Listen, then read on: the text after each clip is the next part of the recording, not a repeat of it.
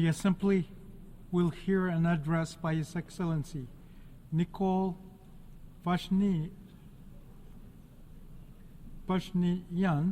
Prime Minister of the Republic of Armenia.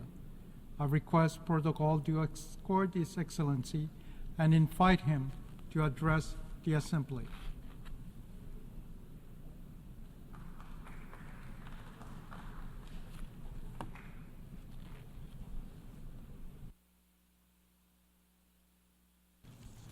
Mr. President, Excellencies, ladies and gentlemen, this is my fourth speech at the UN General Assembly, and this speech will be significantly different from the previous ones. The key messages of my previous speeches were about the deadlock in achieving peace between Armenia and Azerbaijan. But today I want to say that peace between Armenia and Azerbaijan not only is possible, but is within reach. Why do I think so? For a few specific reasons. Quite recently, on August 30, Armenia and Azerbaijan signed the regulation on the joint activity of the Commissions on delimitation of the state border between the two countries.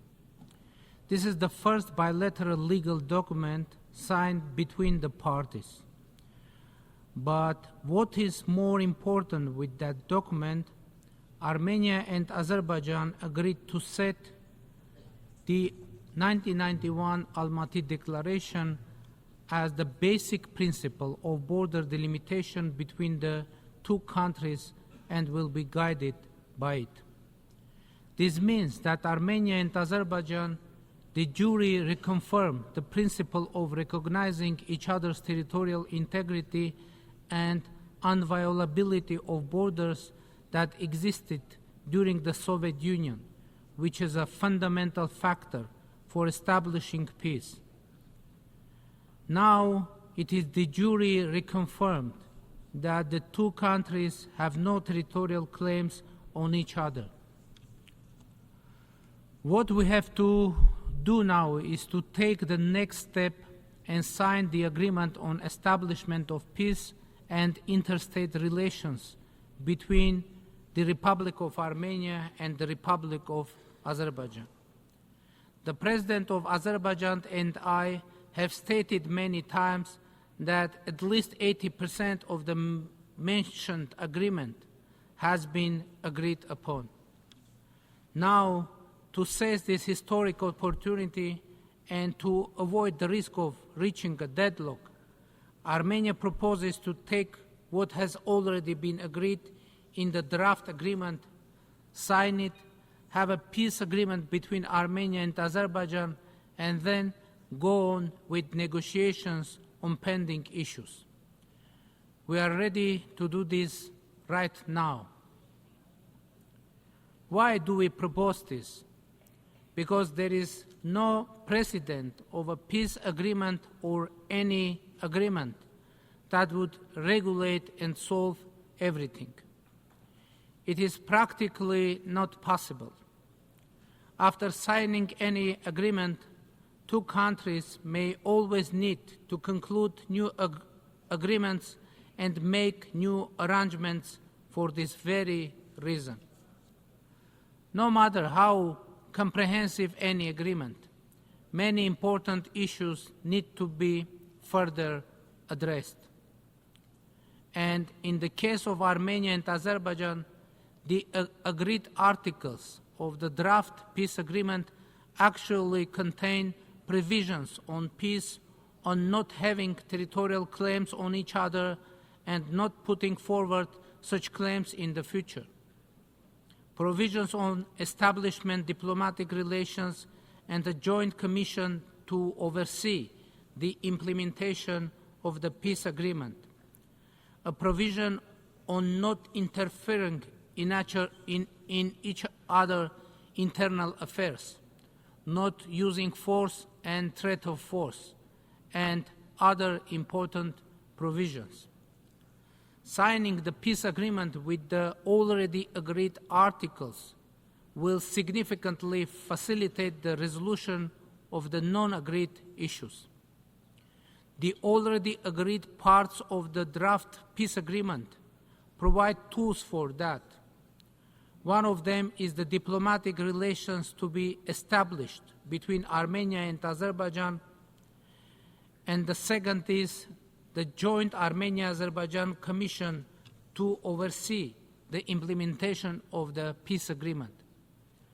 I mean the existence of the de jure peace between Armenia and Azerbaijan by signing the proposed agreement, and the establishment of diplomatic relations will result in changing the overall atmosphere and the perception of our governments and peoples, which will significantly facilitate the solution of the remaining issues. Azerbaijan, however, insists that the Constitution of the Republic of Armenia is an obstacle to the peace agreement because it allegedly contains territorial claims on Azerbaijan. Without going into details, let me say that there is nothing of this kind in our Constitution. There are no territorial claims on Azerbaijan, and we can provide detailed written proofs regarding this to all our international partners concerned.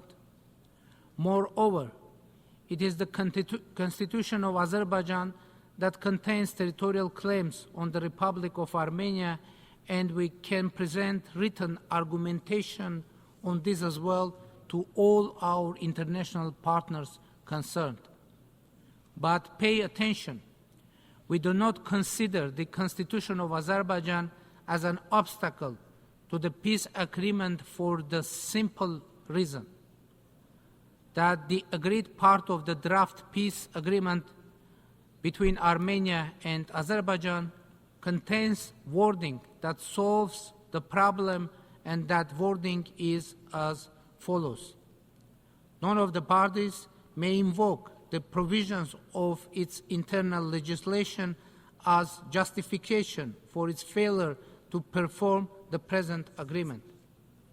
Therefore, the signing of the agreement will address the concerns of both Armenia and Azerbaijan and will create legal guarantees for addressing them fundamentally. When we examine the agreed text of the peace agreement in terms of compliance with the Constitution of the Republic of Armenia, we see the following picture. Under the Constitution of Armenia, agreements that contradict the Constitution may not be ratified. And as in other cases, after signing the peace agreement with Azerbaijan, we must submit it to the Constitutional Court to verify the compliance of the agreement with the Constitution of the Republic of Armenia. If our Constitutional Court decides that the peace agreement with Azerbaijan is in contradiction with the Constitution of the Republic of Armenia, even though our experts assure that it is not likely to happen. But anyway, if that will happen, that we will face a specific situation where constitutional changes will be needed for the sake of achieving peace. And if our Constitutional Court decides that the agreement complies with the Constitution of the Republic of Armenia, then there will be no barriers for ratification in the Parliament of Armenia. And here, an extremely important circumstance comes in. Under paragraph 3 of Article 5 of the Constitution of the Republic of Armenia, ratified international agreements have precedence over the domestic legislation of the Republic of Armenia, and therefore, after the signing and ratification of the peace agreement with Azerbaijan, theoretically, even if there were laws that could be interpreted as containing territorial claims, these documents would be subordinate to the Armenia-Azerbaijan peace agreement and would automatically have no legal force. The same logic would apply to Azerbaijan, of course. Honorable President, ladies and gentlemen, as you can see, here is peace so close to us, and all we need to do is reach out and take it. It is not easy for either Armenia or Azerbaijan, because each of us has our own truth, and the debate over those truths has led to enmity, casualties, and wars. The pain is very deep and intense, but we must now focus on peace, because peace is the only truth understandable to the people of Armenia and Azerbaijan. And this truth will open our eyes and shut down the sources of enmity, and we will all look to the future. Ladies and gentlemen, the Crossroads of Peace project of the government of the Republic of Armenia is also dedicated to that future.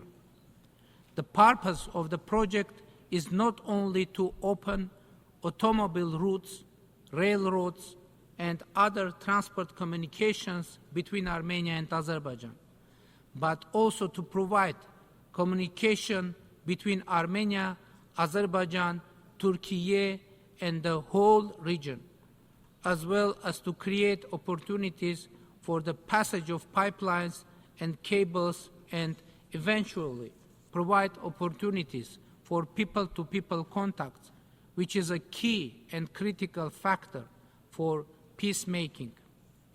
A key factor for peace and development is also that all this shall happen with due respect for the sovereignty, jurisdiction, territorial integrity of the countries, on the basis of the principle of equality and reciprocity. And we are ready to open our transport communications to both Azerbaijan and Turkey, as well as to our other neighbors and partners. And we are ready to do it even today, right today. By the way, the Crossroads of Peace can become a part of the middle corridor, ensuring greater speed and efficiency of the passage of goods through it. The Republic of Armenia is ready to fully ensure the safety of the passage of cargo, vehicles, and people on its territory. It is our wish, our commitment, and we can do it. By the way, all those claims that Armenia has agreed somewhere in some document that third forces shall provide the security of communications on its territory are simply distortion of reality. Armenia's commitment is clear to guarantee the safety of cargo, vehicles, and people on its territory, and we guarantee it. Honorable President, ladies and gentlemen, today I don't want to send any negative, worrying, or pessimistic message, not because they do not exist, but because the Armenian proverb says, "Let us speak the positive in order to be well," meaning that when you speak positive, good things tend to become reality. It may be that there is a similar saying in Azerbaijan, Turkey, Iran, Georgia, and in other countries in the world, and they all consider it their own. But let us speak the positive in order to be well is not about saying empty words. Of course, one should work hard and sometimes make hard decisions. In my speech, I laid out all the circumstances that give me a reason to speak the positive, to be well in front of this distinguished audience.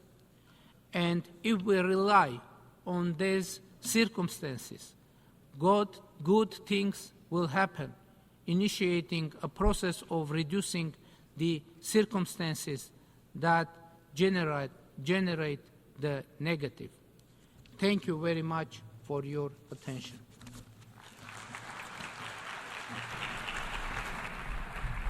On behalf of the Assembly, I wish to thank the Prime Minister of the Republic of Armenia.